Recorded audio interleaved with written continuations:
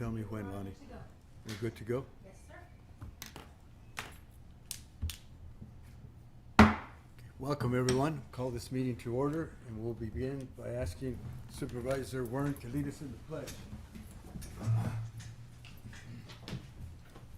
I pledge allegiance to the flag of the United States of America and to the republic for which it stands, one nation, under God, indivisible, with liberty and justice for all.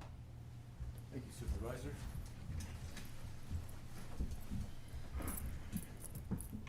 We will now move into our next item of business, call to the public. Is there anyone out there that wants to address the board? Hearing none. Okay, we'll move into our next item of business. Mr. Chairman, before you move, we will like to take a point of privilege when you get to it. Our Deputy County Administrator is here touring the county with our new information CIO. When they arrive, we'd like to introduce him. Okay, great. Okay. All right.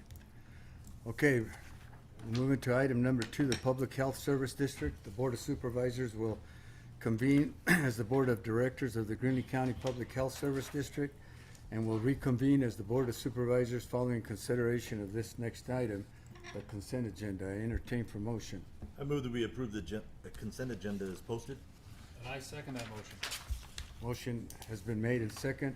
All in favor signify by saying aye. Aye. Aye. Ayes have it, so ordered. We will now reconvene as the Board of Supervisors, and we will move into our next item of business, the Flood Control District. The Board of Supervisors will convene as the Board of Directors of the Greeley County Flood Control District and will reconvene as the Board of Supervisors following consideration of this next item, the consent agenda. I entertain for motion. I move that we approve the consent agenda as listed. And I second that motion. Motion has been made and second. All in favor signify by saying aye. Aye. Aye. Ayes have it, so ordered. Okay, we will now reconvene as the Board of Supervisors, and we will move into our next item of business. And I know that item number 4 is a presentation by CSA, but I'm gonna move up a couple of items. I'm moving up to item 7, and I'm allowing the Forest Service to give their presentation. State your name and your title, please. Would you like us to come to To the podium, please. please.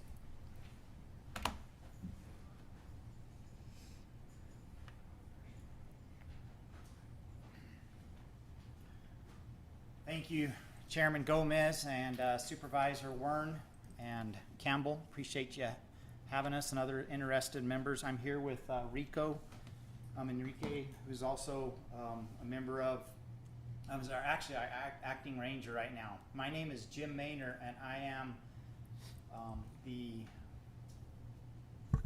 prevention technician for the district, and I'm here for our Joseph Names, who is the fire management officer, who is up in Oregon on a fire assignment. Well, we appreciate you having us. I have a couple things about fire related that I'll just go over real quick. The first one, our wildfire season actually on the Clifton Ranger District has been we've gotten very lucky for as dry as it was. We've had 5 fires. All of them were kept very small. Some of them we didn't even have to take any action on. They crept around, ran out of fuels, and went out. All of them lightning caused, none of them human caused. During fire restrictions, we did have a couple of campfires that were built that shouldn't have been. We were able to talk to those people, educate them, and get those taken care of. So all in all, pretty good. And on the Sitgrave side of the forest, so the whole forest in total has been kind of a light fire season as well. Some of those spring rains I think that we had just gave us just enough to kind of slow things down and help us out a bit. So that's a very positive thing. We're still in a moderate fire danger right now. You'll see the signs around on the district and moderate. Wish we could go to low, but we're just not quite there yet. Just to give you an indication of rainfall totals, if you're familiar with these areas, the Stray Horse Ross Station, weather station up there is recording since January 1st, 10.5 inches. Wow. To give you just kind of that area usually for the whole year, we usually get about 25. So we're not quite there yet on that. 20 to 25 right up there. A little bit down lower, down around the Trail Cabin area or the 4-Bar Mesa area, if you're familiar where I'm talking about there. We can go up to 191 and then it flattens out finally and you don't have any more curves.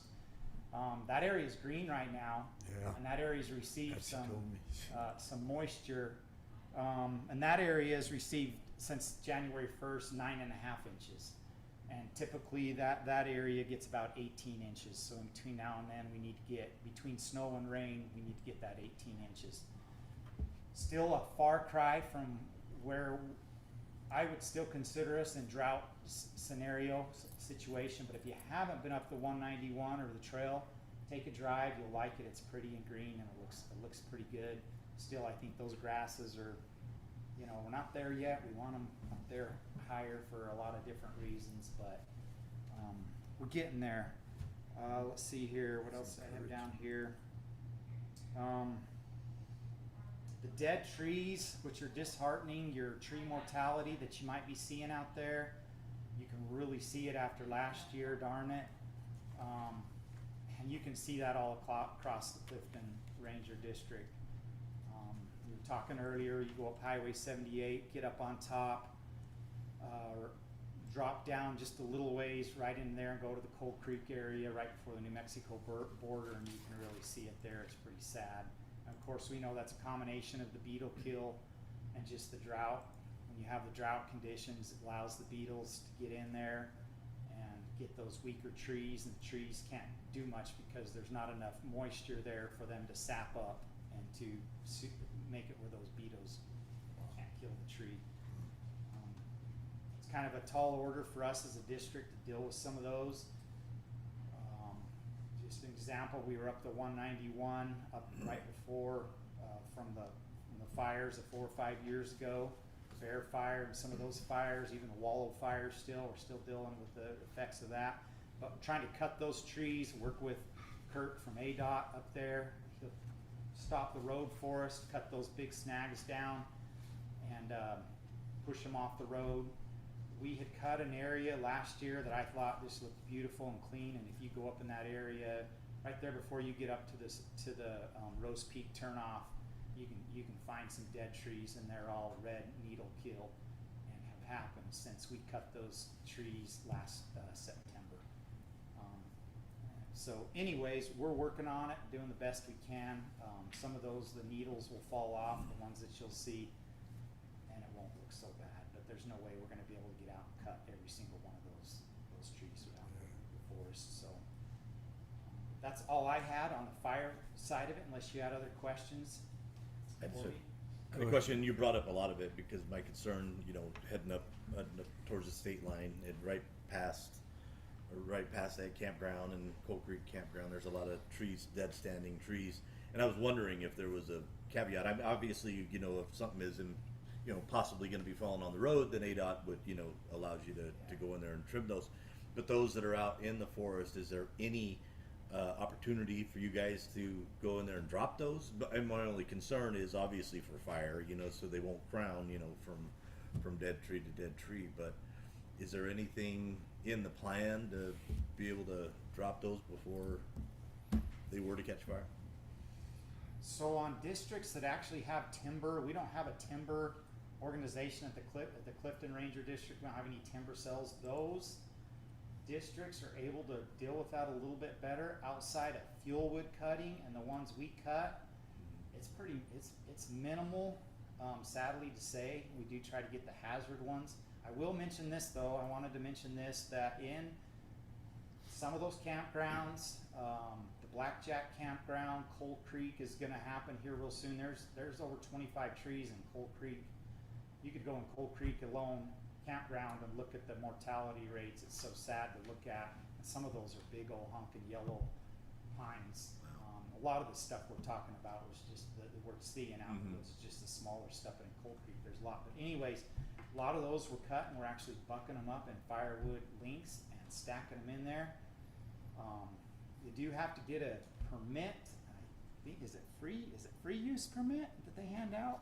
We do like just to go get those rounds, and you could get them for firewood or whatever you wanna go do. They're already bucked up. You wouldn't even have to take a chainsaw. You just drive up in there. There's quite a few in, Blackjack right now. And if you go up the 191, go down the upper Eagle Creek down to the Honeymoon Campground, right there at the beginning, right there at the trail cabin, turn off that right there if you know where I'm talking about. The guys that cut the engine crews that we've had in here for the summer and our own stray horse crew have cut things there, and there's good juniper there. You wouldn't need a chainsaw there. They've simply cut those trees down, limbed them up, but the main trunk is sitting there. But there's some good juniper and oak. You bring your chainsaw and cut those up. Just go to the Clifton office and get a permit. Yeah, so the permit he's talking about, it's a wood permit, and that allows you to get any dead standing or dead and down tree, and it's, I wanna say $20 for 4 cords. So, Wow. Deal. Okay. yeah, we're trying to push the public to, get more of it, cause we're gonna be burning it anyway, so might as well put it to good use. There's some good wood on that upper Eagle Creek Road. You'll see it if you're looking for some juniper and oak. So, that's Good all deal. I had for you. Thank you. Would you Okay, you. well, give us your name and title again? We've got to get for our record. Jim Maynard, MANNER, Fire Prevention Technician. Thank you. Thank you. in behalf of the board, I'd like to thank you for everything that you do, and thank you for coming and sharing this report with us. Yeah. Yeah. Thank you. Yeah. Keep up the good work. Thank you. Okay. I think we have this, Oh, I'm sorry. we have another presentation. Yeah, so he talked about the fire, and I'm gonna be talking about some of the rec updates that we're gonna be implementing. So my name's Enrique Sanchez. I'm the acting district ranger for the Clifton Ranger District. We should be getting an actual ranger sometime in September, but I don't have any updates on who that'd be or when their official start date will be. So to go back to what you're asking about the campgrounds, around the campgrounds we could cut those down because it is a safety hazard and we don't want anyone to get hurt with them, dying, falling down on people. So we're able to do that, and then some of the dead standing trees that you see in the forest, we have to go through the NEPA process and kind of get like all That's this. really easy, right? Oh yeah, Yeah. do it like that. Yeah, right. But yeah, so we have to go through a NEPA process in order to, thin those down, burn them, stuff like that. And that usually takes a while. So right now we just have, I want to say on the upper west side of our district, we have clearance there. And some of the middle of our district, we have clearance to, cut and thin and burn there. But everything else, we're trying to work through the process and do those in smaller chunks so we could, eventually get them all down. Yeah. For recreation, we are going to be developing the Blackjack Campground, so that is going to be closed. We're thinking December to January. We don't know exactly when the contractors are going to come down, and what we're planning on doing is we're going to have to make it a fee use, or we're trying to make it a fee use site, and we're going to be putting like actual pads down so people could back their trailers in, and we'll have designated side spots to where we could charge them for that. And we'll be adding one more bathroom there at Blackjack. The Granville Campground, going up 191, we are going to be doing, water repairs. We're going to be repairing the water system there. It's old, outdated, and some of it just isn't feasible anymore, so we're going to be redoing it. And that's expected to start in 2027, but it could possibly be 2028. And our forest engineers are going to be doing that. So to go back to the rec fee sites, we just opened up for public comment. I do have a paper here that we have posted at the office. We have this posted at the office and at the Thank you. campgrounds that we're going to be proposing these fee sites. As of right now on the district, it's just going to be Coal Creek, Blackjack, Granville, and Lower Juan Miller. And the fees are going to range from $5 to $30, $40. Would you charge that fee as they come in, or would they pay the fee down here at Three-Way? So we would have a spot for them to kind of drop their fee. I don't know if you guys have stayed at some fee spots before, but we'll have little, from my understanding, it should be like little envelopes. You put what site you're at, drop in your money, and then put it into the little, I guess like a metal tube, and then we'll come collect that every so often. And so we got some funding through grants this past year. We're able to redo a couple trails. We did the McBride Trail coming off Baldy Bill Road, and then we also did Sheep Saddle from the bathroom going off onto Hot Air Canyon. And every year we try to do a couple trails, just get back on track, because for a while they were being neglected, and we need to open those back up for the public. Does anyone have any questions or? Any questions? No? So those permits, that people just have to go in and get the permit for that wood if they want to get it? Yeah, they just go into the three-way office and ask for a wood permit, and we'll give you a map and tell you everything that you need to know. And you'll have little, I guess, stickers, or they're little piece of paper that you'll attach to your load, saying like you got 1 cord, 2 cords, or however many, and that's how you keep track of it. Okay. Thank you. You're welcome. Is there a way that you might be able to, if you have a card, I can reach out to you. I was just gonna look to reach out to kind of get, as you had mentioned, those locations where some of that wood is currently, you know what I mean? I'd like to share that with individuals that I know go up and get wood, so they might be able to react to that. Barb in our front office is we've let her know which campgrounds. There's Okay. gonna end up being a bunch in Coal Creek at some point. There's stuff right now sitting in Blackjack Pine, ready to be Yeah. picked up. But then if you go up to 191 up that Eagle Creek, Upper Eagle Creek Road, I was just up there on Saturday, and there's a bunch of good broken juniper. It's just sitting there. But it's the big logs. You're gonna have to, the limbs have all been cut off. You just Right. have to dice it up. Okay. Yeah, if you keep going up 191, pretty much at each campground or each like where we have the bathrooms, there's usually a big stack of wood there that we ended up cutting all the hazard trees we cut this year. Good deal. Okay. I'll reach Barb- out and Barb at the front desk can certainly help you. We are encouraging people to go pick that up, please. Yeah, and I think the number is 928-687-8600. 8600. I got it. Okay. Thank you. You're welcome. All right, thank you again. Yes. Appreciate Thank you for it. your service. Thank you very much. Yeah. Come once a month. Yes. Let us know how it's going out there. Anyway, thank you. Have a great day. You too. Okay, we'll move into our next item of business. Where am I? Number 4, we'll go with our folks from Phoenix. Yes, Director's Director's not here, but we have the Honorable Alton Joe Shepard from Apache County, and we have Jacob to help to give us this presentation. The floor is yours. Thank you, Mr. Chairman Gomez, Vice Chairman Campbell, and Supervisor Warren.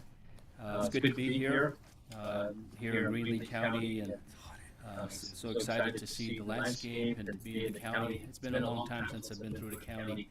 I think through my early adult years, I came through here and went up to 191, and so, but I also am here just to be a part of CSA as their president. As you know, I serve in the capacity for this year. I made it a goal to go to all of our counties, and so far I've been to 9 counties. Still looking forward to the 5, and I've had to actually miss one last week or 2 weeks ago out on the pause. So that's kind of my milestone that I wanted to do. But I'm glad to be here. And for the record, my name is Alton Joe Shepard. I'm a county board supervisor in Apache County, District 2, and I'm also serving as their chairman for this year as well. I wanted to be here this afternoon to thank you for your involvement with CSA over the years. Your partnership in your organization is very monumental to CSA and makes it an effective collaboration. And very grateful for the board's voice and at our association. And also, I wanted to take a little bit of time to also thank Supervisor Warren for being a part of our legislative policy committee. It's a very instrumental task that we sit on, that we do every time the legislature is in session. So I just wanted to give him a quick shout out and his thank you to him for being involved as well. The other is here with Mr. Jacob Eminent. As you know, he's our legislative director for CSA. Craig sends his warmth to you. As you know, he's recuperating from his surgery, so it's going to take a little bit of time for him to be out and about, or he can't be moving as much. But we'll hopefully soon see him in about maybe 4 to 6 weeks back at CSA. But before I turn the time over, I just wanted to also put a plug in for our upcoming 2026 CSA Summit, which is going to be in Coconino County at Flagstaff from October 6th through the 8th. And as you know, that's the most important meeting for CSA to attend. So we're looking forward to having you guys there, and we're looking forward to Coconino County hosting us to have a good time there, to do a lot of our work there too as well. So with your permission, Chairman, I'd like to go ahead and turn the time over to Mr. Jacob to walk through our this year's activity as through the legislature had finally concluded, and all the work that CSA has done. So I'd like to turn the time over, Mr. Chairman. Thank you. Thank you. Thank you very much. By the way, we're all registered thanks to Bianca. Thank you, Bianca. Good afternoon, Chair Gomez, Vice Chair Campbell, Supervisor Warren, Derek, and Bianca. My name is Jacob Emden. I'm the Legislative Director for your County Supervisors Association of Arizona. Thank you for providing me the time today and for your participation in our association. It's really a pleasure to be with you here. I don't think I've ever seen so many Ocotillos on the road up here. It was gorgeous. I know you're really busy, so I'm going to cover specific points of emphasis on each of the slides. If you have any questions on anything, please feel free to chime in or interrupt me. Or if you see something I didn't cover that you'd like me to discuss. We can go to Bianca. You mind if I just key you for the next slide? Or Derek? Derek's the guy? She'll hit me in the shoulder. Perfect. All right. So I'm sure that there's at least one person watching who doesn't know a thing about us. Just wanted to quickly sum us up. We're a nonpartisan organization that represents all of the state's 61 county supervisors across each of the state's 15 counties at the state legislature and beyond.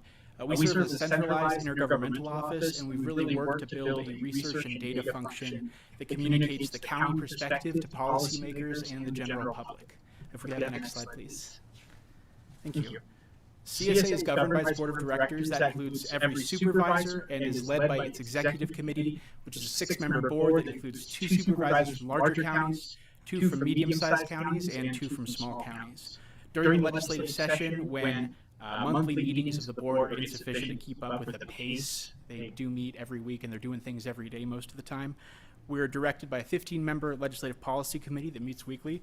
Supervisor Warren, I do want to thank you for representing Greenlee County on our legislative policy committee. The meetings are not convenient and they can run long, but they ensure that we're continually accountable to you and that your county's perspective is represented. So we do appreciate that. We appreciate them too. So thank you, Will. I'm happy to be there. I've learned a lot. Thank you. Good to hear. Next slide, please.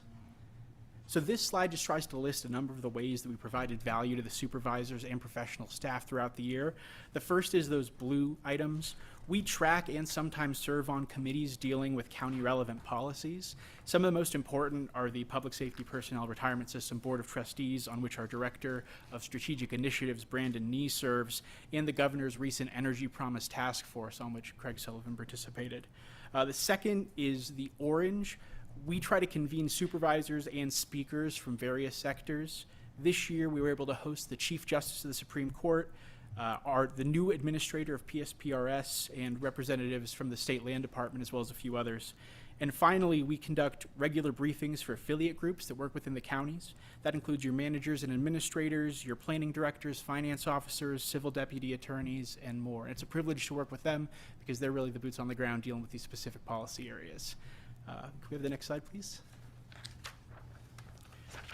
So one of the things we are most proud of is our research and data analytics function. That's led by Vanessa Fielder, who's our Director of Research and Analytics. Those allow us to quantify and better communicate the things that you and your counties do daily. Our new website, which we refreshed last year, has really made a great platform to host all of the content we create. That's not something we were really able to do on one of our older websites. So we have things like reports, visuals, videos, and that allows us to share stuff with you, your staff, but as well as state policymakers and the public. Could I have the next slide, please? Thank you. But developing this content is really only achievable by sourcing, cleaning, and storing massive amounts of publicly available data. So we're currently working with just about 60 million points of data, which are spread across 45 years and just under 2,000 different metrics. All of that helps our team to build a variety of tools to help demystify local government for people, and that includes, next slide please, our data tools. So if you haven't had a chance to look at these on our website, I'd really highly recommend it, starting with our county encyclopedia. The specific data points that these tools provide on a county-by-county basis is really astounding, and our capacity in this area and the things we're adding and changing kind of continues to grow year after year. Have the next slide, please, Derek. Thank you. So the benefits of being able to have just all this data and these visualizations are being able to quickly create issue or policy-specific briefs for the state legislators and their staff as topics emerge in the discussion. Vanessa and Zoe, who's our research and budget analyst, have really outdone themselves this year. They've created 10 textable policy briefs, as well as videos on county services and specific fiscal analyses on a number of topics. And why are textable briefs important? Because state legislators are deluged with emails, and a short, easily digestible brief that we can just kind of text them is sometimes the best way to reach them. And we've gotten a lot of benefit from that. We've seen them kind of reading their phones in committee. And so it's really helpful because they get hundreds and hundreds of emails a day. And it's a good way to cut through that. It also helps us figure out where more or better data might be necessary. And so this has helped us receive 3 grants from the Board of Regents, 2 separate since completed studies on recruitment and retention for PSPRS, which I mentioned before, and CORP, the Correctional Officers Retirement Plan, and 1 study for an ongoing mission on procurement. Next slide, please. Here are some of the broader briefings we've done to date. As you can see, they're on important recurring topics that are really difficult to fully explain in the 15-minute meetings we usually get with our state legislators. So there are things like how do property taxes work generally, the state funding relationship in regards to probation, county all-tax payments, which are a huge deal for all the counties and I think very few legislators are really aware of, and more. Next slide, please, Derek. And these are just some of the policy-specific briefings we've done, as well as our work with the Board of Regents. See things like the tax and fee moratorium, which was contemplated this year, as well as potential expansion of pension benefits, which is a recurring theme we see every year. Next slide, please. I'm going to start to get a little longer, so I won't have to keep going to you, so I appreciate that. We're good. Last but certainly not least, I do want to take a second to talk about Creatures of Statute. That's our new podcast. For decades, our association, I think, has done really great written work and one-on-one briefings with members. But as you know, and as I've kind of talked about, legislators and their staff get really, really busy, and it can be hard to get a meeting with them or to have your email be the one they pick out of the hundreds they get a day. And so the podcast tries to meet people where they're at and gives us a way to educate people on counties and the work they do while they do something else. So while they're driving, while they're working, while they're exercising or cooking. Craig and Zoe have done really unbelievable work on this. In the year or so since we've started it, which doesn't really feel like that long, they've published 32 different episodes with 16 guests spanning a number of different topics. And if that wasn't enough, Vanessa, Zoe, and Brandon have also spun off another sub-podcast called Off the Charge for deep dives on the stories behind the data. I'm really excited about this. I can't give Zoe on our team enough credit. She does a lot of stuff, but she's also editing and producing the podcast at the same time, so she's wearing a ton of different hats. Could I have the next slide, please? So now on to the legislative session. They ended just over a month ago, adjourning sine die on June 13th. The session was absolutely record-breaking. It saw the highest number of bills introduced in a legislative session ever, more than 2,000 in total. And interestingly, that it really didn't translate into a higher number of bills that made it to the governor. So despite introducing about 300 fewer bills last year, they actually sent more bills to the governor then. So all that is to say, just because they put a lot more bills into the process, the current way they've set it up with committee hearings and deadlines really limits the number of bills that will make it to the end. We really worked hard to try and get the county message out. We were able to hold over 100 combined meetings with legislators before and during session, not counting when we're going to try to grab them on the floor or on the phone. And we testified 49 times on a variety of bills. Both of those numbers have kind of been on the rise over the past few years, and we really hope to continue to be able to do that. And next slide, please. All right, so now we're talking about the budget. Debate about conformity with the federal government's H.R. 1, or the One Big Beautiful Bill Act, dominated the budget discussions. So as you know, both the federal and state governments impose an income tax, and when the federal government enacts significant changes, like its expansion of tax deductions in H.R. 1, the state needs to decide if it wants to put those changes into its tax code. This year, total conformity would have cost the state about $438 million in reduced revenues. And that's a big number, but especially when you keep in mind that after funding all their baseline stuff, they really only had about $378 million of surplus. So you got to compare that to the 438. And then they still needed to have money afterwards for nearly $400 million in ongoing one-time costs. When you add all those together, you can see where their math starts to get really difficult. In the end, they settled on nearly full conformity with H.R. 1, and they were able to make all those numbers work by sweeping some funds, cutting some of their agencies, and then, I think this is pretty crucial, adjusting some of their caseload expectations, potentially downward. Next slide, please. So this looks like a really complicated slide, but it just kind of shows you the incoming state revenues and outgoing state funds, as well as their starting balances over the next 3 fiscal years. I'd like to draw your attention to the ending balance row. That's the one in the middle of the table where the numbers are bolded. This is how much cash the legislature and the governor are projected to have left at the end of each of these budget years.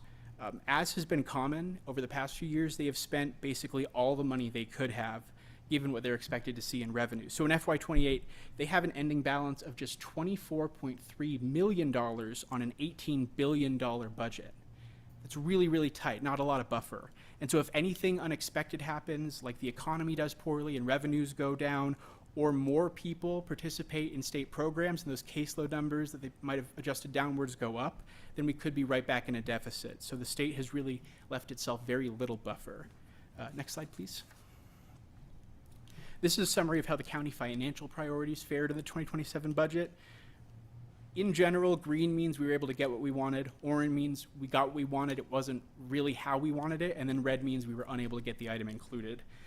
We were able to get the state to fund the raises for its probation officers in FY 2027. As you know, since any funding increases necessitated by the raises were pulled out of the baseline about 5 years ago, and as you guys and everyone has potentially needed to continue to give raises to continually maintain their public safety personnel, we have had to return to the legislature to ask for them to put forward the funding necessary to make state officers whole. As that number has grown, and as the legislature has continued to resist any ongoing spending, it's grown more difficult to get that money. We were happy to see this included because $10 million not being included would leave the state-funded public safety officers high and dry. While the state's budget does put that funding into ongoing in FY 2029 and beyond, it does not include it in FY 2028. And I think that's in large part due to the little bit amount of money they left themselves then. So we're going to have to keep working on seeing those funds included in the budget next year.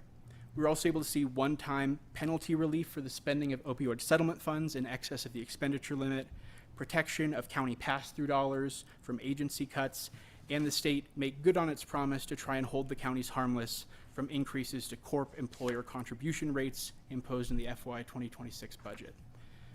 One other thing I wanted to note, our team really tries to double check the state's work on the budget. And so when Vanessa and Zoe and Brandon saw the all-text costs for FY 2027, they noted that they didn't look quite right.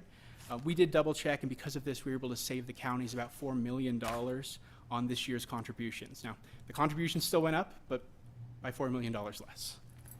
Next slide, please. This shows some other county impacts in the budget.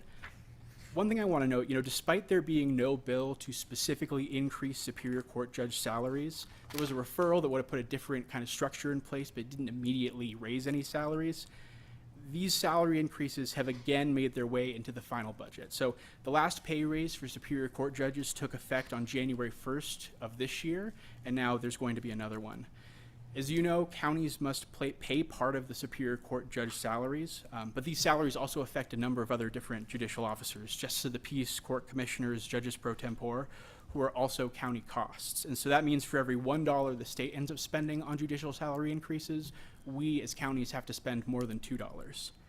Moving forward, we're going to continue to work to educate legislators and staff about the linkages that they might not know of between these Superior Court judge salaries and other judicial officers.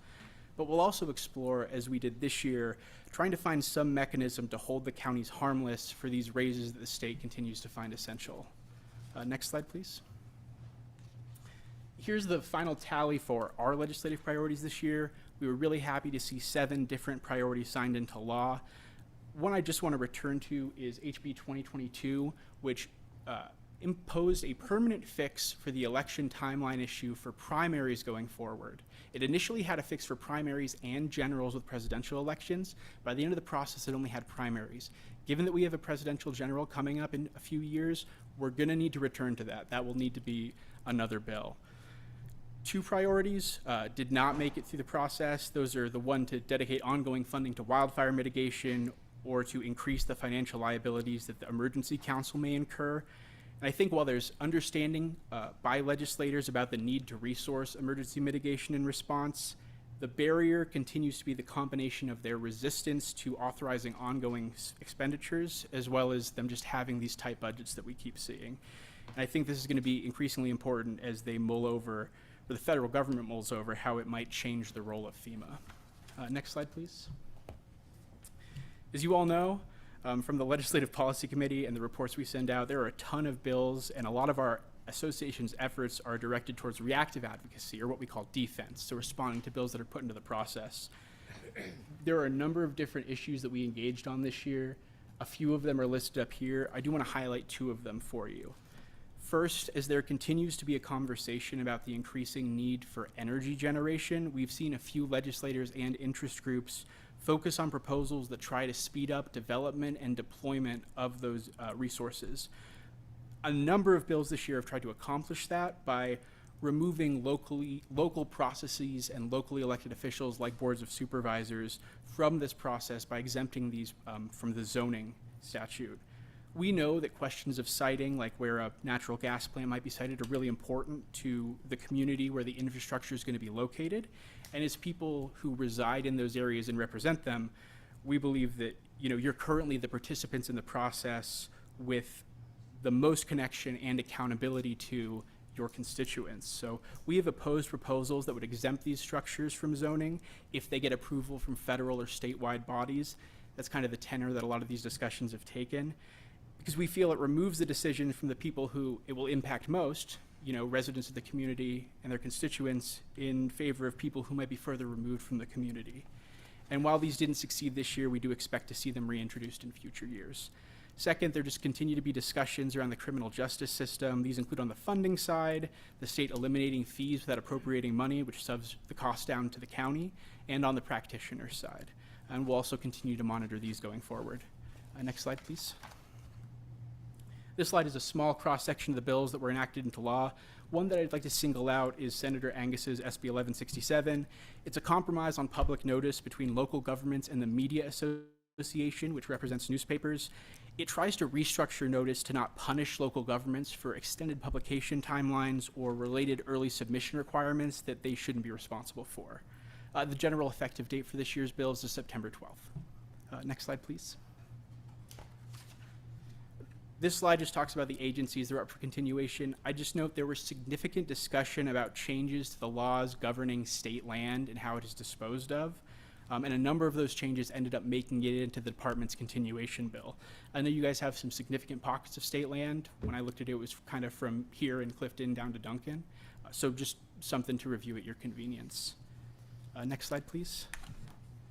Okay, finally, the ballot referrals. There were initially going to be 11. There were 3 from last year from the legislature, 7 from this year, and then 1 citizen initiative. However, there has been significant legal back and forth on a few of these referrals. So at present, 2 of them have been struck from the ballot by the Superior Court. That's HCR 2040 and HCR 2048. And we expect the decision by the court on HCR 2048 to be appealed. The citizen initiative is also being challenged legally. So as such, kind of the number of referrals we might see at the end of the day is still really in flux. There have been 3 that have some relation to the counties. SCR 1004 prohibits implementation of a VMT tax, vehicle miles traveled. We don't do that, but a few other states have tossed it around as a way to get electric vehicle users to pay for their use of the roads.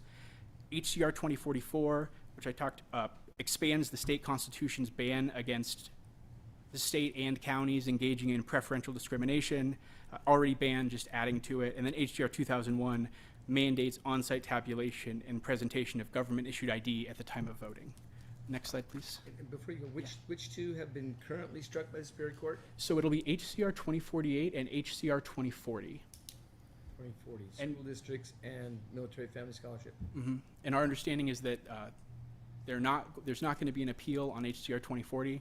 They're going to let that one go, but HCR 2048 there will be an appeal on. And the challenge was a single subject challenge. Yes, sir. I think all of the there's been a lot this year. All of them are under single subject for the most part.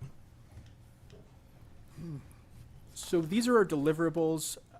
The legislative summary, which has to go through all the county relevant bills, we actually sent out a few weeks ago along with our CFO guide. We are trying to get our annual report out soon. Next slide, please. And then Supervisor Shepherd talked a little bit about this, but we are already preparing for the coming session. So the submissions into our policy process are due by August 14th, and we're excited to be returning to Coconino County for our policy summit in early October. And then one more, Jerry, and then I'm done. Thank you. So, finally, just on behalf of CSA staff, including Penny and Yvonne, who you guys know are super important, but who I didn't mention yet, I do want to thank you for giving me some of your time, for sticking with me through this, and for your engagement in our association. We're really proud to serve you guys and to be on Team Greenlee. So thank you for the time, and I'm happy to answer any questions. I don't have any questions, but I just want to make a comment. Thank you for stepping in for Craig. Yeah. Did an excellent job, and thank everybody else down there for everything they do. Sure. Thank you. Yeah, thank you for your support, and thank you for supporting us throughout the years. We have questions. Very important. It's a privilege. Are you going to Graham County next? I was in Graham County this morning, so now I've done both of them. So And he lost a couple on the way up here, but that's. we did, yeah. They went to take pictures, so it was just me who ended up here. Very nice to have you, and thank you very much, Mr. Alton, for being here too. Thank you. Yes, Thank you for making the trip. Thank you. Thank you. thank you, thank you. Okay, Let Austin introduce. you know I'm going to do that. Austin, would you like to introduce our new employee? Our new dignitary. I apologize for being late. We were doing an exploration of the county. This is Austin Adams. I just wanted to introduce our new employee. We have James Giacoletti. He is our CIO IT director. And so he started today, this morning. We've been running all around. But Welcome on board. Welcome. Thank to you the for family. being here. Thank you for accepting. Yes, thank you. All right, so now we'll move into our next item of business. Bianca, the floor is yours. Thank you.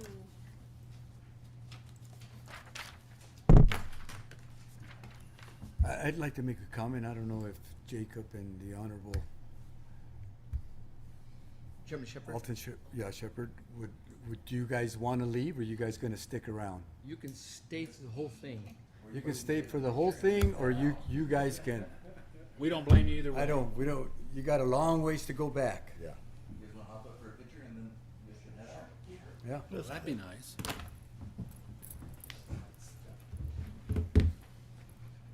We had a whole wall done just for this occasion.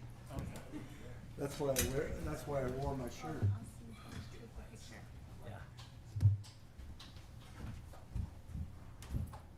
You guys are a tough crowd. I started sweating up here. Well, we're conserving money by not turning the AC on, you know, but. Here, Alton, you right here. Perfect. Senator, go a little to your right, all of you. A little bit. That's good. That's gonna work right there. Perfect. 1, 2, 3. 1, 2, 3. The last one.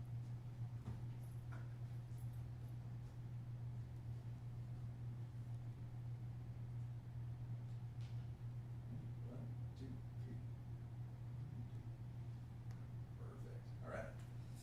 All right, thanks for your Thank you very much. Have a safe drive. Enjoy my district out there. Safe trip, all right? Drive yourself. We'll see you soon. Yes, yes, yes. Thank you.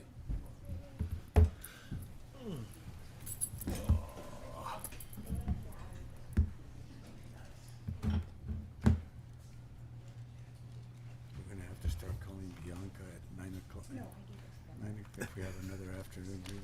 They're 2 hours, 3 hours before. I guess they're having Oh, a chiller Jacob. issue. That's why it's Oh. impacting. I've been reaching out during, I'm like,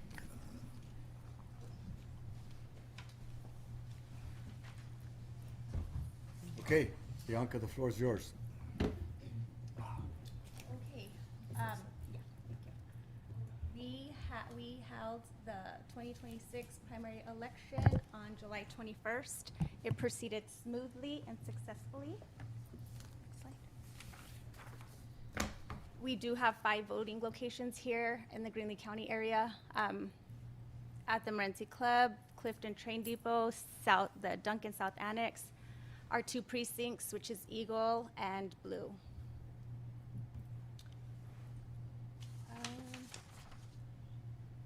The turnout for the primary was 18.94% with a 965 total ballots cast.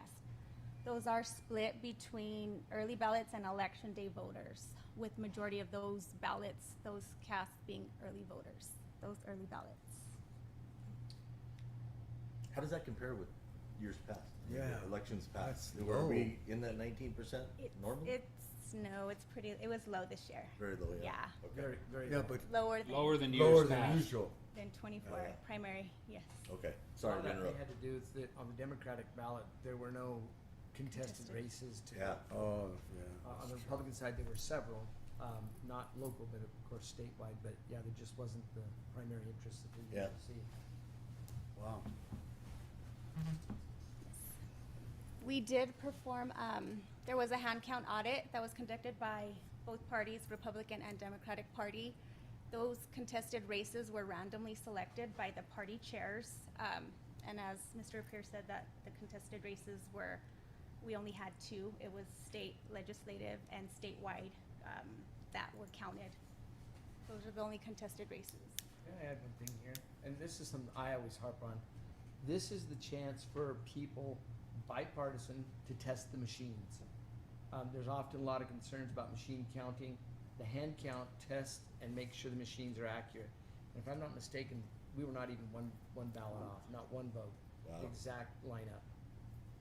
Right. And those are the Congratulations. machines that were purchased last year, correct? The new machines? The 950 was purchased, yeah. Yeah. This That's year. good. The tabulator. Chance to run that new piece of equipment. Yeah, You it need was, to- you it need was to nice. share that. It You was know, share very, that. very nice. We need to Share that publicize that on- idea. Yes, Yeah. yes, yes. And you felt confident in it and it helped you move faster, right? Absolutely, Excellent. yes. Which is my next slide. Our hand count was successful. The hand count results did match the results produced by all our tabulating machines, which is great, providing an additional level of verification and confidence in accuracy for our election results, which is always a plus. Next slide.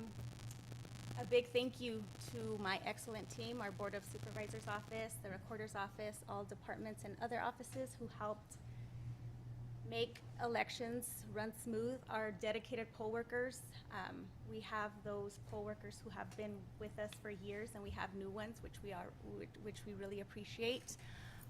But again, our elections run smoothly and efficiently. And Good I can job. answer questions that you might have. Anyone have any I have no questions. more questions? I don't either.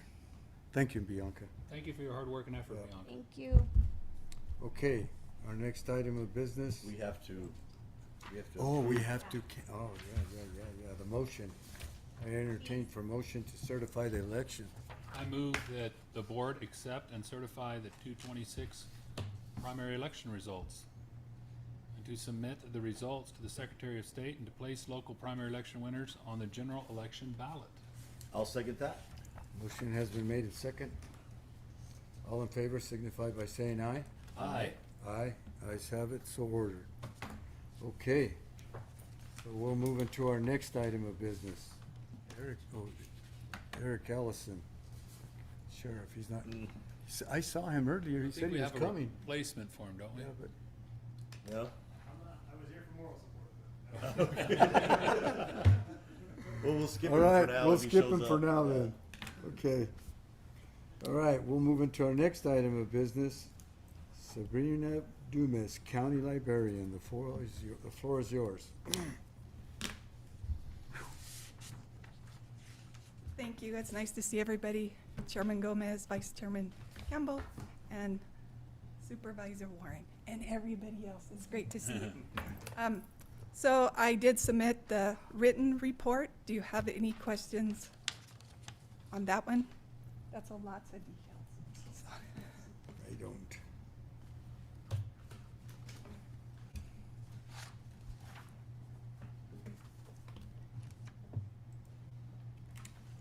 No questions? Oh, No questions. No, I went through it No. last night. Okay, so I also have a PowerPoint, because I think that's a nice way to get a good visual of what we've been doing. So You have that, Austin? Are you into, you can broadcast it? Yeah.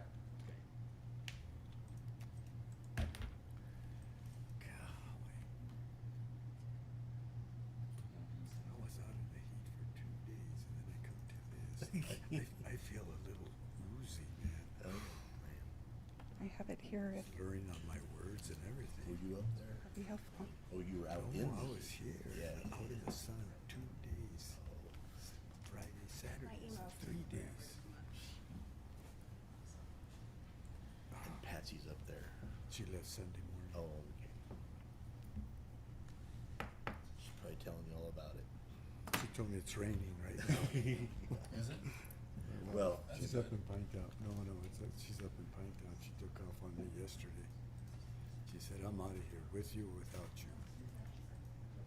Yeah, I got Have that it? 10 days ago. Oh, okay.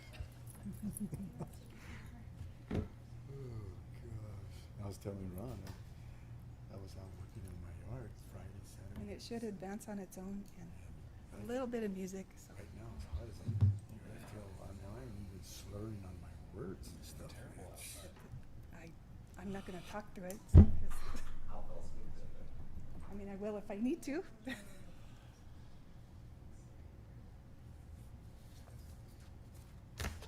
Let's say play fun games. Oh, heavens.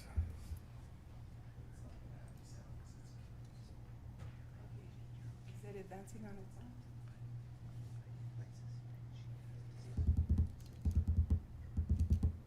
For that library. that's on the blue. We're just gonna let it start and it just plays through the sequence. Yeah, that picture was the Blue Library. That's pretty neat. That's their volunteers, some of their volunteers, they go every year. They won't all fit in that room. Not usually. Yeah.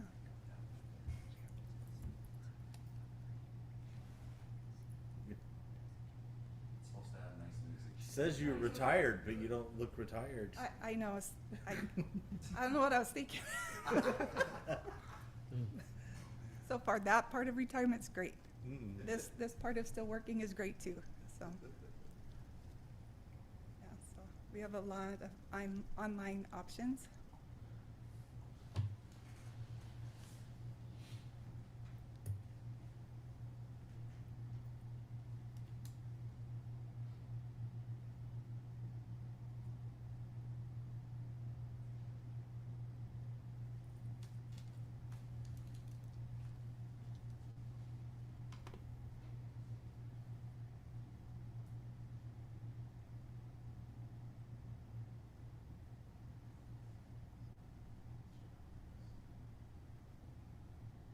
If any of you trap Pokemon, that's library up there's a gym.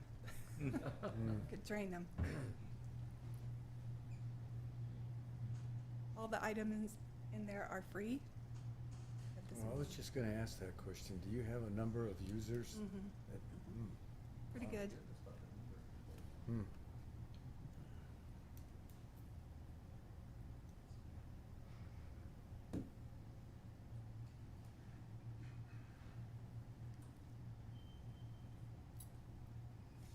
And that's across all 3 libraries.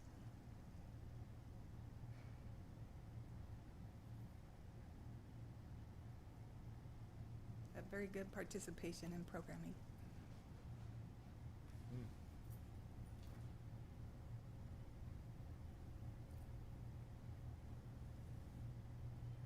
So kids can come and actually read to pets. There was also a little donkey and birds and all kind of stuff.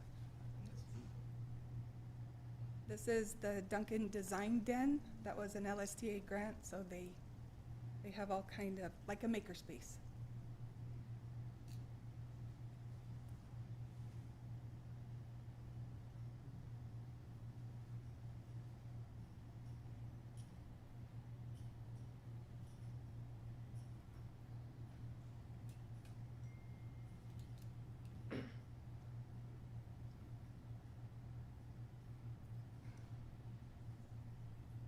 That's the Duncan Library.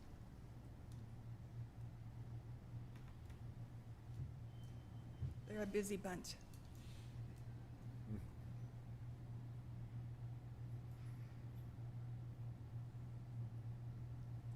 And we had several LSTA grants. Those are sub-grants from the state library.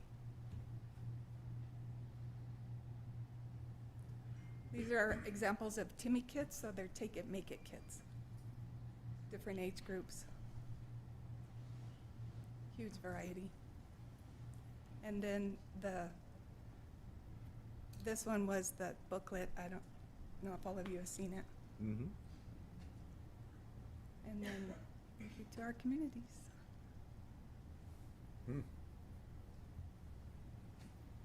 I take it with school back in session, your numbers kind of go down with folks, with kids and stuff? Do they? Yes, because the summer reading program brings Yeah. in quite a bit more people, participants, so.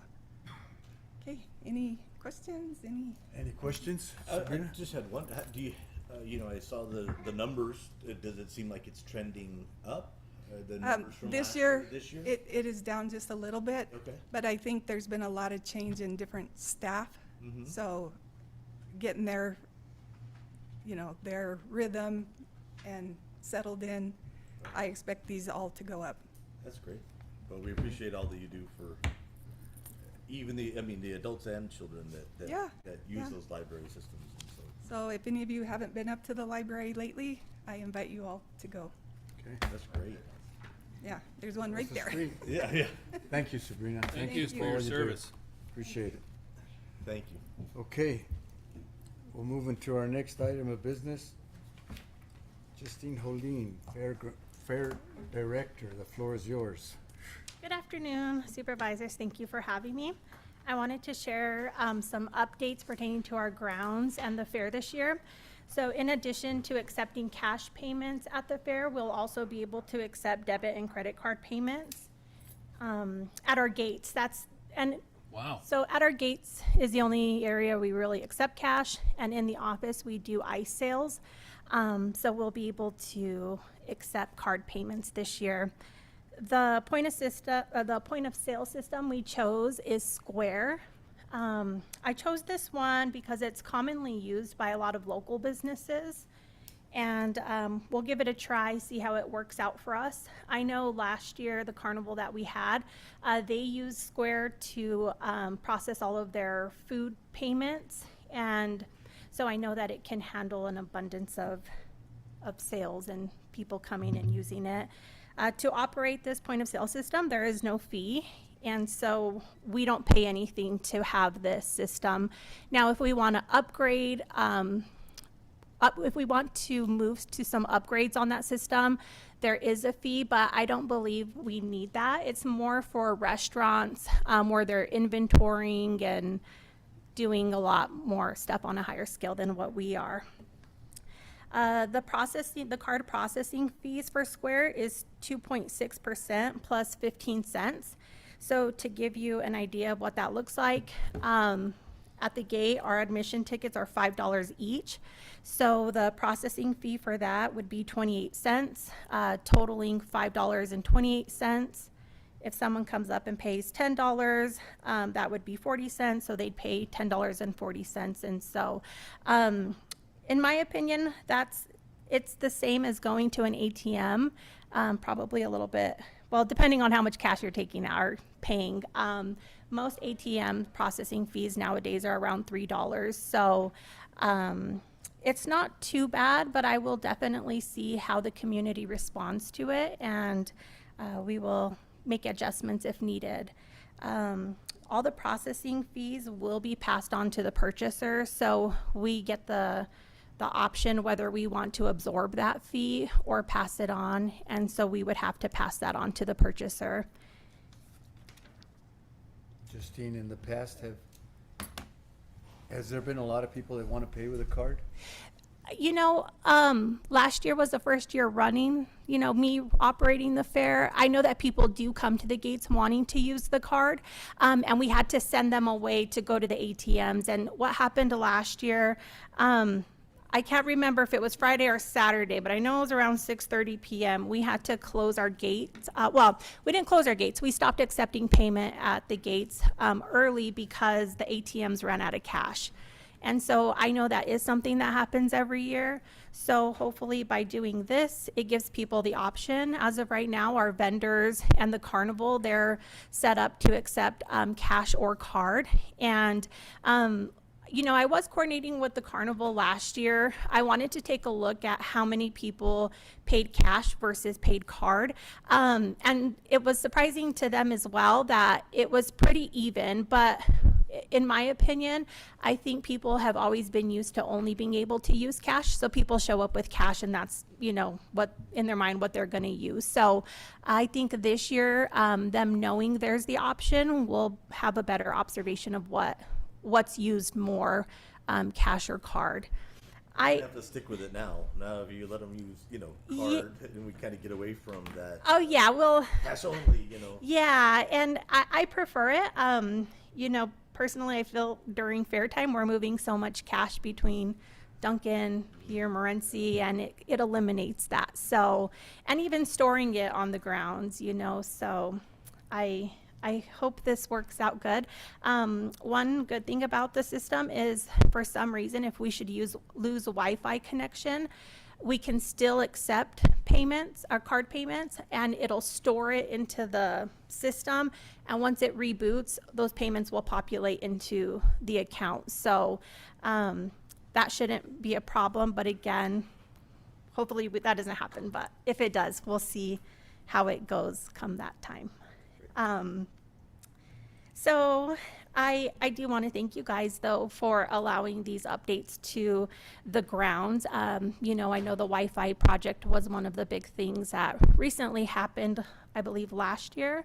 And this just allows us to update and modernize some of our processes and making it easier for the community to come and enjoy our fun stuff we get to put on for them. So thank you, guys.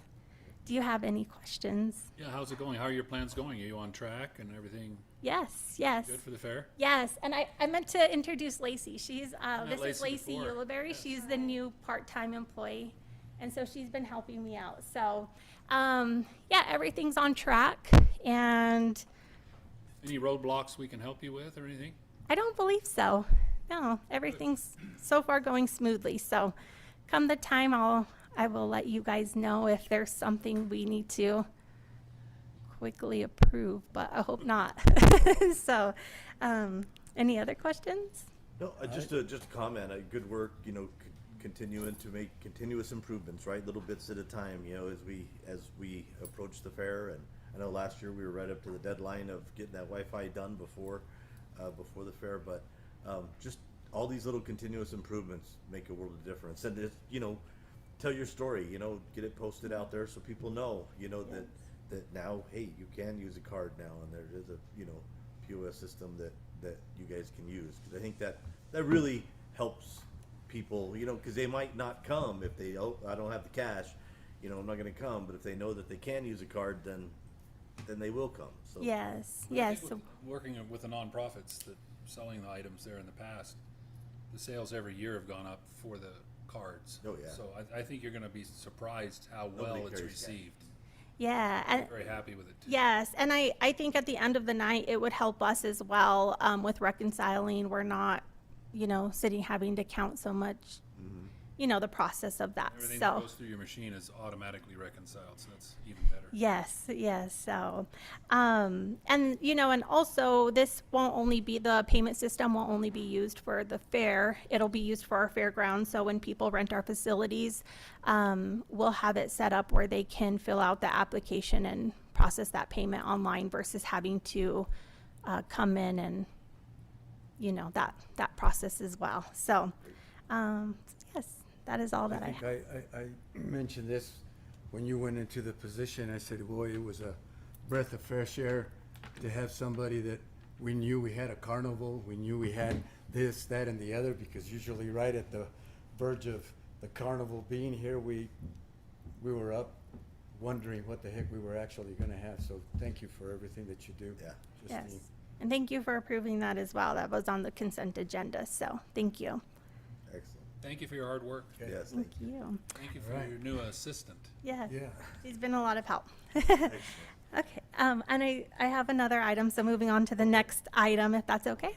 I just wanted to let you guys know that on Saturday, October 31st, we do plan another event. It's going to be a car show and trunk or treat. So we'll have, classic cars, a different variety of cars come in for a car show, but we'll also give them candy to decorate their trunks, and kids will get to come around in their costumes and trick or treat, but trunk or treat. The candy will be provided by Freeport. We will have a little bit of entertainment there and a live band, and we are working on a friendly haunted house. So as of right now, that's all that we have planned, but I just wanted to Friendly haunted house. well, it's not spooky. So, yes, and we'll work to incorporate some other things pertaining to agriculture, just, At what time does so. that kick off that evening? So we have cars coming in. So we haven't set out that information yet. We're trying to work through some of the fair That's stuff. to be determined. But we do have a general idea. We'll have cars come in around 1 p.m. and the event starting at 2 and ending by 6. It is a short event, but we also did that to try to hit it before the sun starts going down, and we don't have to rent light towers and all the other fun stuff. And not only that, it gives families the chance, if they want it. Halloween just happened to fall on that Saturday, so it gives them the chance to go and do something else with their family if that's what they choose. So, and for the vendors to get back home. So, Sounds wonderful. Yes. Thank you. yes. I'm going to apologize up front. I'm not going to be able to make it on the 31st, because if I don't pass out 350 hot dogs up there, I'm going to get run out of Lorenzo. So. Yeah, it's okay. I'm a little sad because they go to your house for dinner and then they come for mine to the treats, and I'm a little sad I won't be there, but I think I'll do a little bit something down there, so it'll work out. But yes, well, thank you all. Thank you for very much coming. again. Thank you. Yeah. Okay, our next item of business. Let's get the sheriff up here. Chair, Board, Sheriff Eric Ellison. Sorry about battling a little cold, so bear with me. I just wanted to report to you guys on our operation. It was Operation Buggy Whip. It took place last weekend. And a little background why we did this operation. Greeley County has experienced a large growth in off-road vehicles, side-by-sides, four-wheel drives, and our trails, and our creeks, and our river. We have watched this grow significantly, and I'll take you back a year ago. If you recall, we didn't have any equipment to get in there to help anybody. And we had a side-by-side that rolled over, and it drowned 3 little girls tragically, and 2 of them passed away, and one of them was out of a miracle, was saved. You know, she was under the water for like 20 minutes, but they saved her life. However, this spurred this initiative of working our creeks and our rivers because of the immense amount of people that have been coming. We've been patrolling those rivers and creeks for the last couple of months pretty heavily since the summer started. And we've ran into several times big counts. One time it was 300 side-by-sides, another was close to 400. And that wasn't just the recent ones, but that's times past. So the numbers had just gone up and up and up. And then I had received intel from the Forest Service. One of their law enforcement agents called me and said, hey, they have been overran in New Mexico in certain areas, and they had large amounts of side-by-sides, and a lot of those side-by-sides were cartel related. And they had noticed that there was a lot of cocaine and methamphetamines and weapons that had come with those side-by-sides and what they experienced there.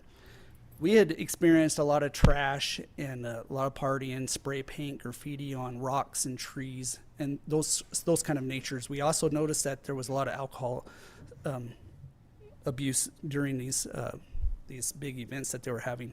They parked in the water itself, which is a no-no for Game and Fish. Is their statutes on it.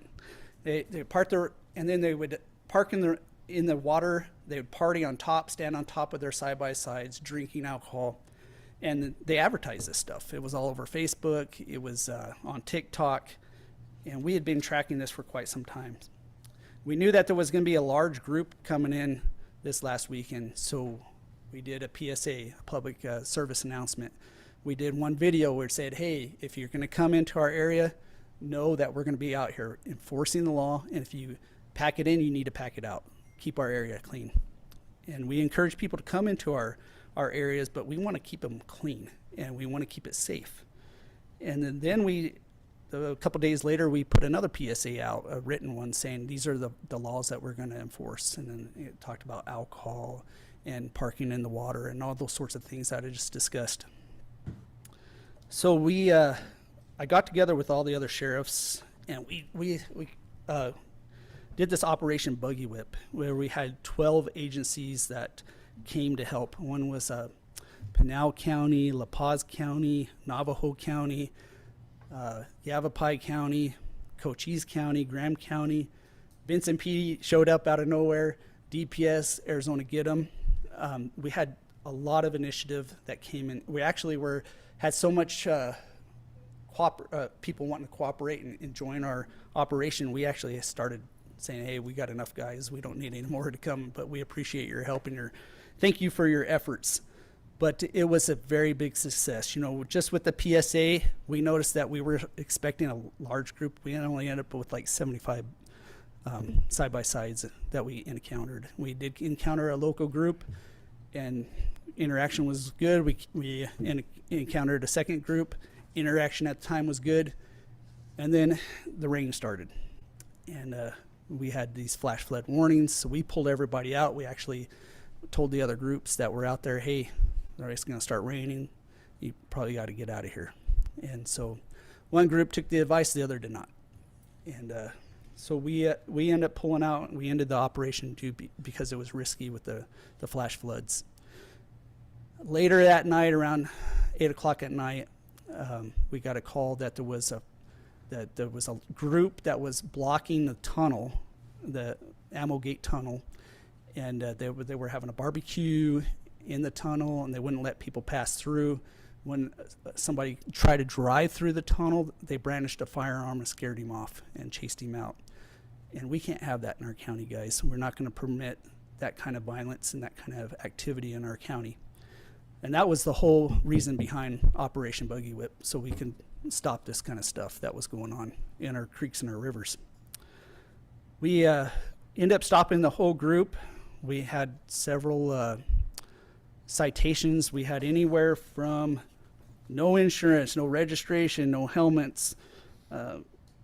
We had 2 of them that actually, they fled from us on scene. And so we got in a pursuit. We were able to stop one of them, and the other one got away. We did end up pulling, I think, 4 firearms, and we had some DUIs. We had some suspended licenses, and we that was basically what our operation consisted of. It went from a great day in the day, and then after the alcohol set in, it went to chaos at around 8 o'clock at night. So that was what the operation is. It went well. In our opinion, it went really well. It went well for the county. We were able to show that we can protect this county, and we will protect this county. And anytime these large groups come in, we'll be out there and enforce. So with that, I'll let you ask any questions you want. Sheriff, where's that tunnel that you're talking about? It's the one that's going to Lower Eagle, Oh, Is that the twin tunnels? the twin tunnels. Mhm. It goes into the Hall Road there, right? Right, and so we went out, and the day after we had gotten the report, and went out and took pictures. There's beer cans. There was beer cans on the little concrete barriers on the side, and on the other side of the concrete barriers was lots of trash. You know, beer cans and just your basic picnicking trash that was left everywhere. so most of this happened up north and not down up the. It happened right in front. We got them stopped right in front of the GO. Yep. Okay. So. Wow. Well, I just want to say, I mean, we appreciate the efforts. Obviously, we welcome tourism into our county, right? Responsible tourism, right? Absolutely. And so I think, as we've talked before, just communicating that, pack it in, pack it out, that's fine. If you're gonna come enjoy our county, that's wonderful, and just do it responsibly. And I understand that there are always gonna be some groups that can't follow those rules, and there's people that are gonna be upset that you started to enforce those laws, and those individuals that are upset are probably the ones doing the wrong thing. Right. So just keep doing what you're doing. Yeah, and that's exactly what we showed in our PSA. We're not against people coming into our county, but take care of our county. Right. You know, we as citizens, we like to come out there and enjoy it ourselves. We don't want to see it ruined. We don't want to see anybody get hurt. We want to be able to protect anybody that's out there against crime, and those are hard to do when there's such a immense amount of people that are drinking alcohol and it's out of control. There's no control on it, right? So that is what we are here to do, is protect our citizens, make sure they're safe, and even protect people that are coming in that aren't here and making sure they're safe. And that's what the message was and will be from now on. So the tools that you are using nowadays, the UTVs that you guys have at the Sheriff's Department, they served you well? Absolutely. I don't think we could not even do this operation without that equipment, and they have been phenomenal. And we haven't just used them on this one operation; we've used them all year. And honestly, we were ill equipped, and now we can take care of business now. So, Great. yep. And hey, I just want to say, County Manager Austin, they were part of our operation. Freeport was, we had so much good cooperation, and Freeport was amazing helping us. Your county manager did a fantastic job helping us in this thing, and all this stuff. This was not an easy task to pull, in a week to put this thing together, and we were able to do it with the help of everybody. It was the effort was amazing from everybody, really was. Wonderful thing about it, you probably saved some lives too while you're Oh, absolutely. I mean, you never know, but especially with the floods, flash floods, you don't know what could have happened, especially if we ended up with 400 or 500 people in there and a flash flood came through. Mm-hmm. That would have been a very bad catastrophe, actually, But it all went well. Yeah. Thank you for your hard work. All right. Good work. Thank you. Okay. Thank you, guys. Thanks. Keep us posted.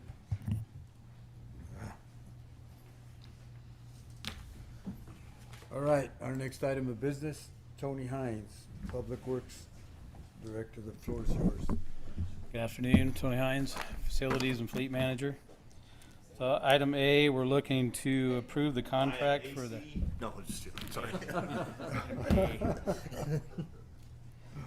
We're looking to approve the contract for the water treatment for the chiller and the boiler system through Chemtex. This contract, this time will be for a 2-year contract instead of a 1, and we increased $20 a month. Wow. Okay. If I might ask a question, was this a continuation of a contract we already had in place, is that right? Yes, correct. We've done this every year. Provider on a state contract or otherwise? No idea. Okay. The only one that I know that does this.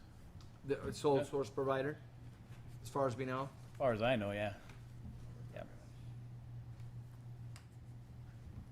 Do we want to validate that before?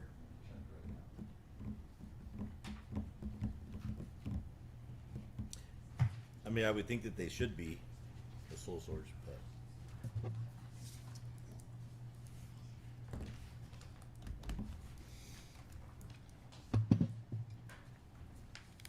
$6,420 annually, right?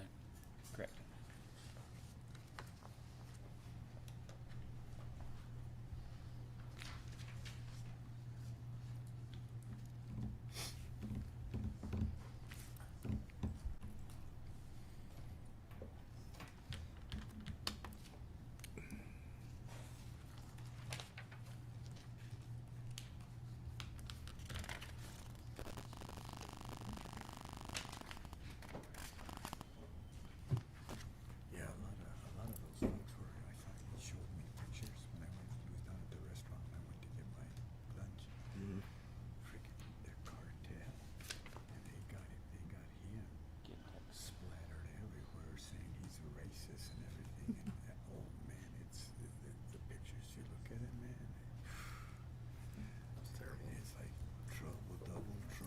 what'd you say the annual cost is?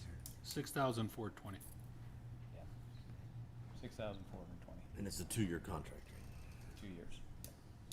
One thing we do while Austin checks on that, if we can follow up, if we can't find the answer now, the board could table that.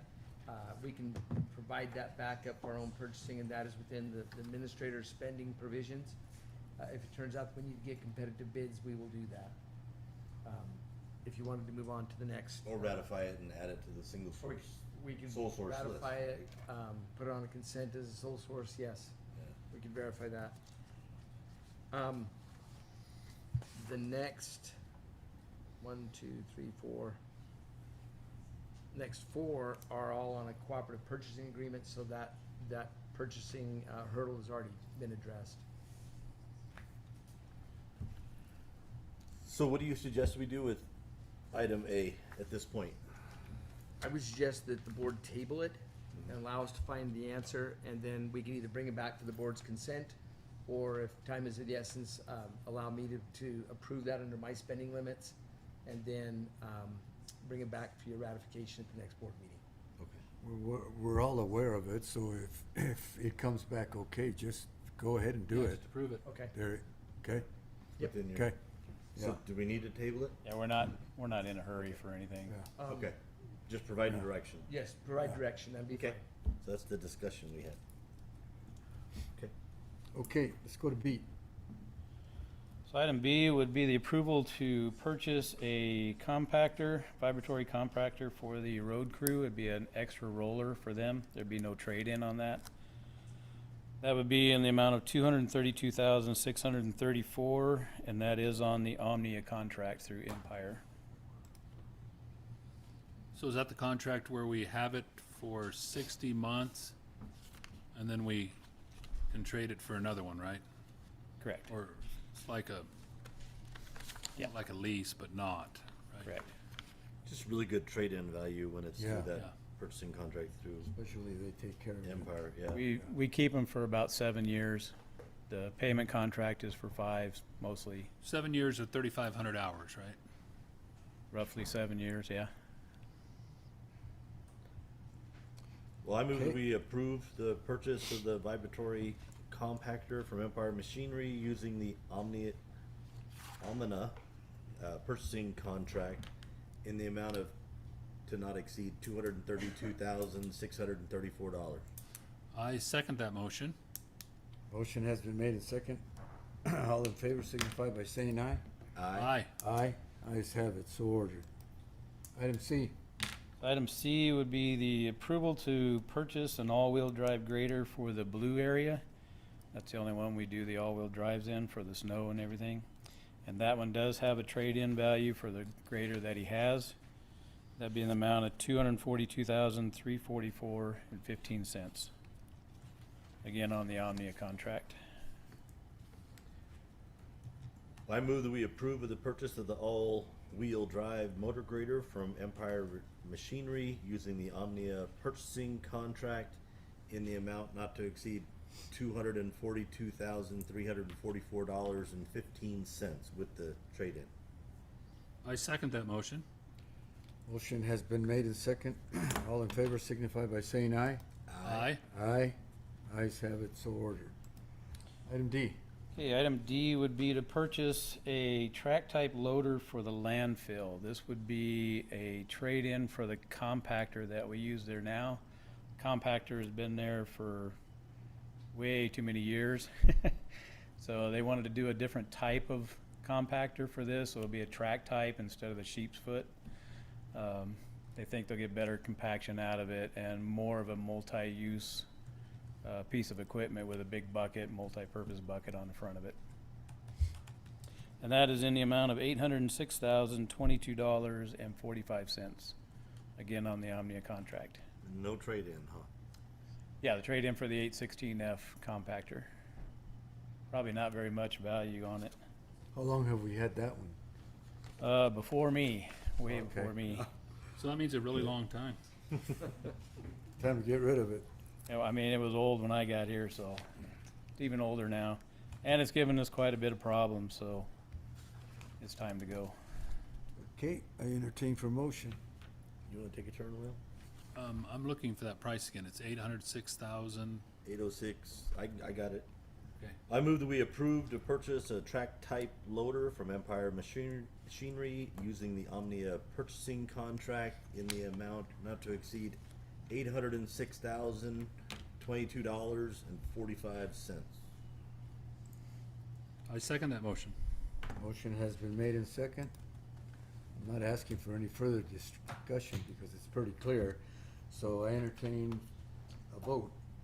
All in favor signify by saying aye. Aye. Aye. Ayes have it, so ordered. Item E. Item E would be to purchase a 908 compact loader for the road department with the broom and fork attachments to it. This, again, would be an extra piece of equipment for either Duncan or Clifton area. It'd be in addition to what we have, so no trade-in on that. Again, on the Omnia contract. In the amount of $182,198.26.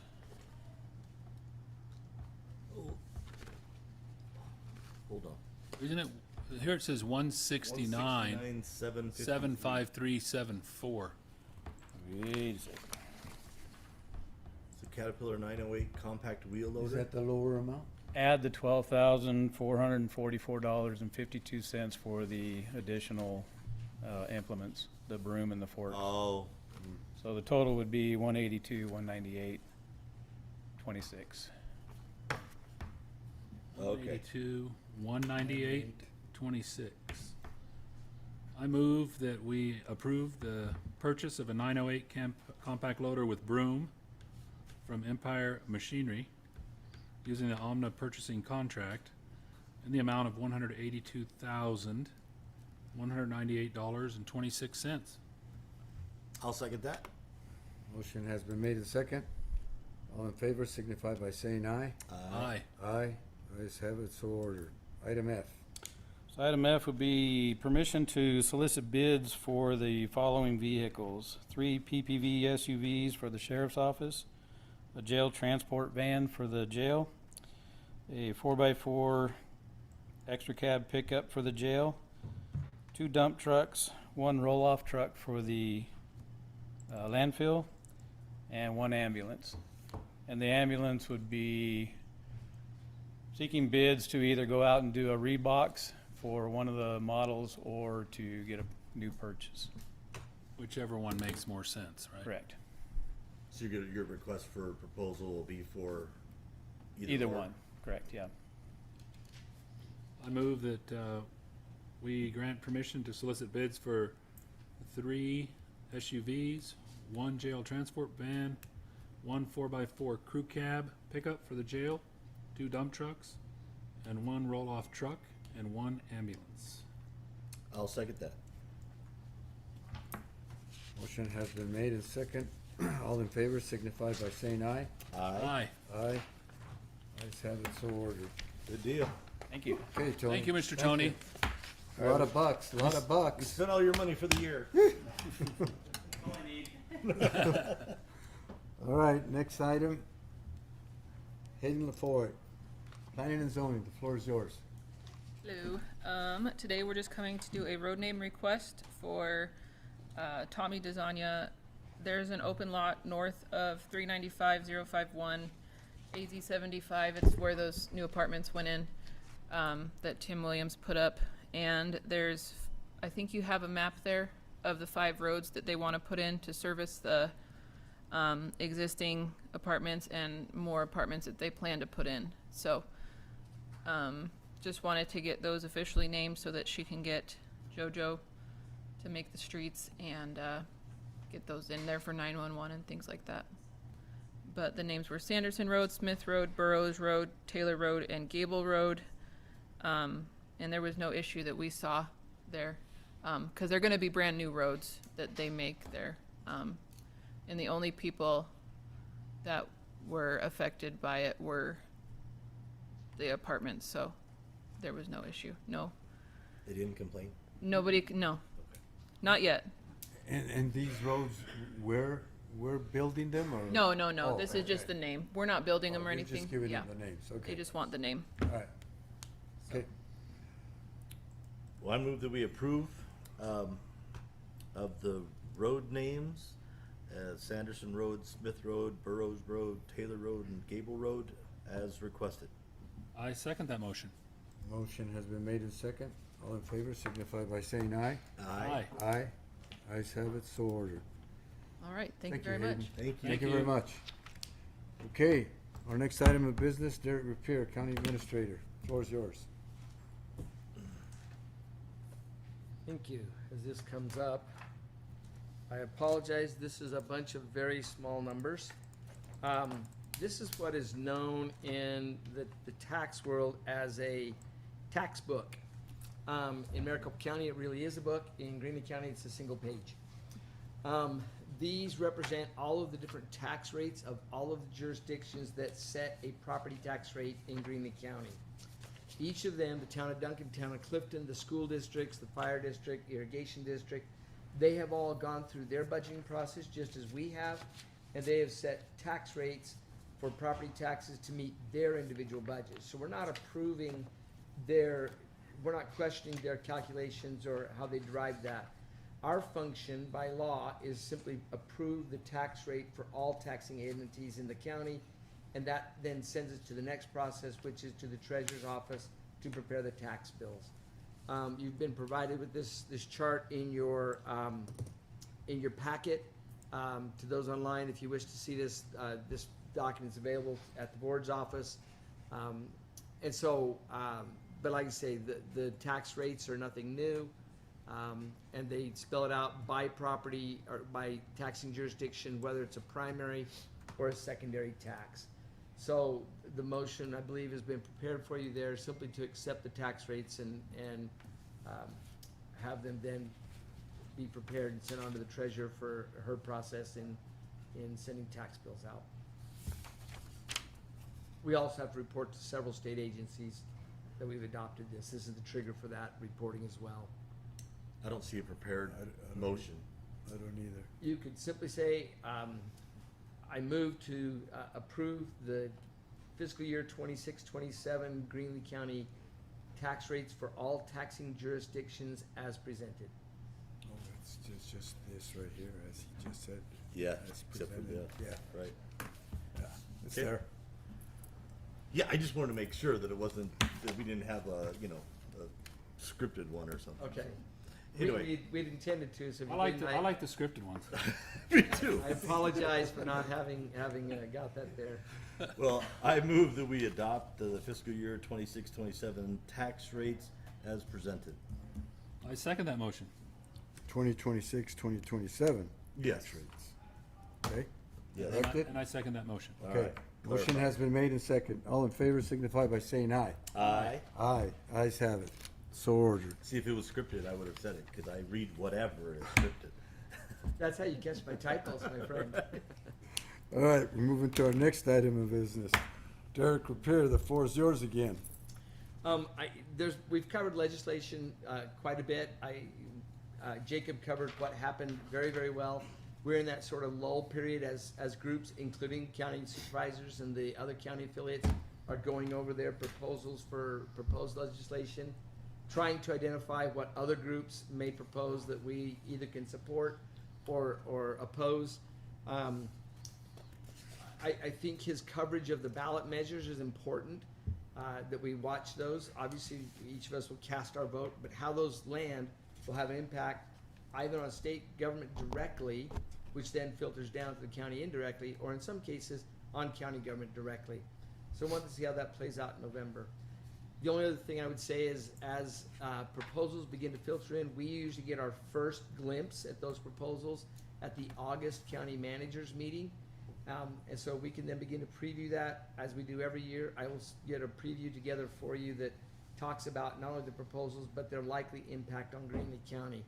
You'll notice, if you saw the slides, that regulation on cold plunges did make it through the entire process. The only cold plunging we do around here is in the Frisco River typically, or sometimes Eagle Creek. And so, but those things will come up and we'll brief you on them. At this point, we have no idea. I am cautious, given the state's budgeting, the way they've handled their budget. when you lower your expected expenses somewhat artificially and you've limited your revenue, that can make for tight budget years. And so the next 2 fiscal years, as you saw in Jacob's chart, are gonna be by the skin of the teeth, and everything has to go right. As we know from years past, if budgets start to go south at the state level, they start to look down at their county and city partners to help balance it. Other than that, that's all we have on the legislative and budget front. Okay, thank you, Derek. Bianca, the floor is yours. On B, calendar and events.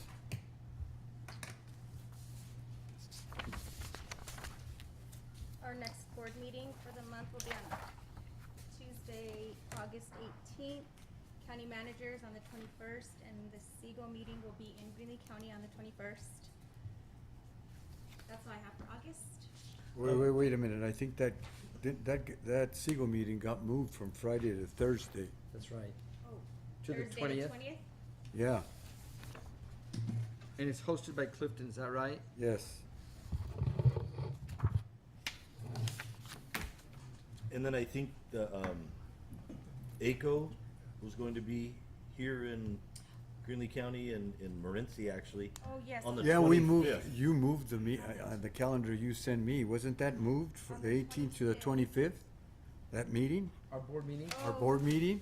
We Yeah. did last time. We We moved did. to the 25th, and then our September ones are the 8th and the, That's right, yeah. I remembered that because I wasn't here and I asked Bianca to email me the calendars and she said, hope you can read my writing, and I remember it got moved to the 25th. And I Yep. said the 18th, okay. Yeah. So the 25th is our, Okay, Our board meeting and then ACO is and is here, coming also on yeah. the 25th. on the same day? Okay. 8 o'clock? Board meeting? Yeah. Yeah. Is it 8 o'clock, even with ACO being here? I think they're gonna be here like at lunchtime. they'll be here at 10:30. 10:30. Oh, okay. Oh, okay, So okay. we'll try not to have a 2.5, 3-hour meeting that day.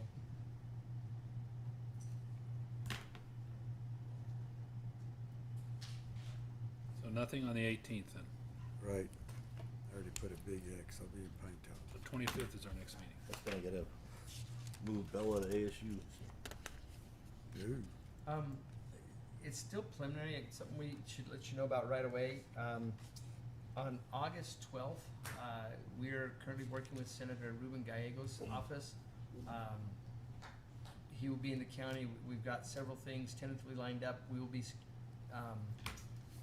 finishing the touches on that in the next day or two. That's August 12th. And we will circulate the schedule of events with you. Okay.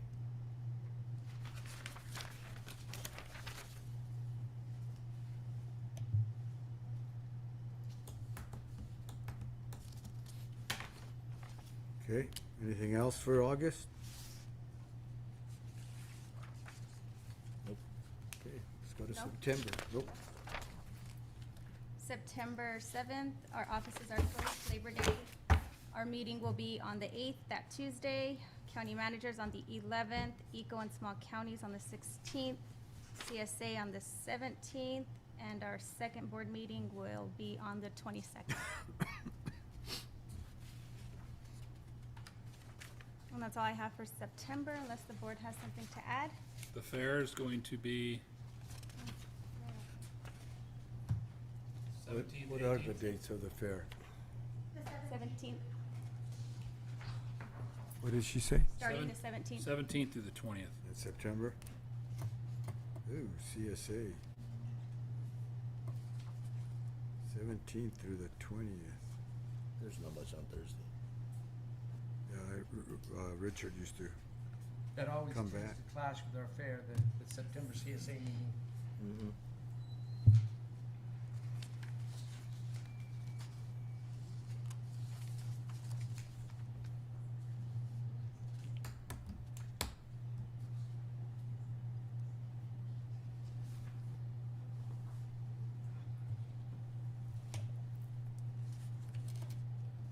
Okay.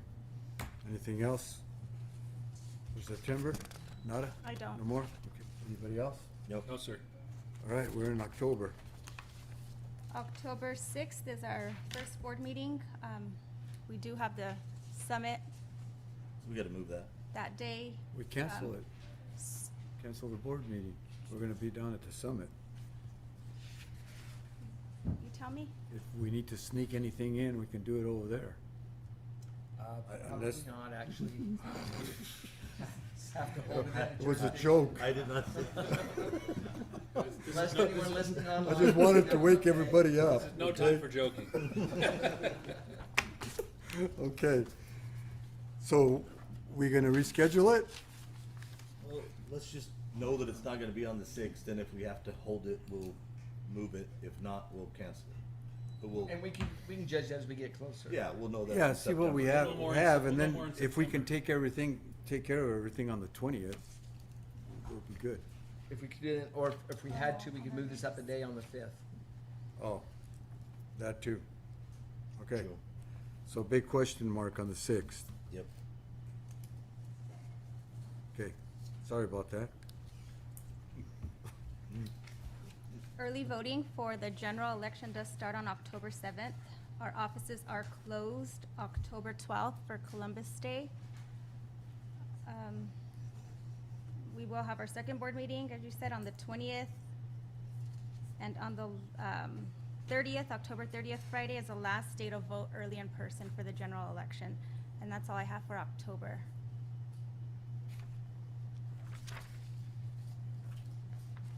And that's also the event that Justine has on the 30th. That's the 31st. 31st. Oh, I'm sorry, yeah, 31st. So put that on there too. The Event. trunk or treat. Yeah, trunk or treat.